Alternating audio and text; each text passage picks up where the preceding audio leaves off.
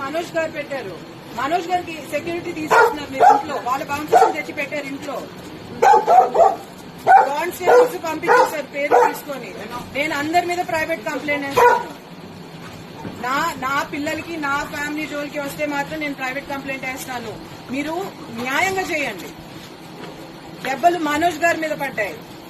దెబ్బలు లేదు మీరు వినండి. కానిస్టేబుల్స్ పంపించేశారు. నేను స్పీకర్ పెడతాను, మాట్లాడండి.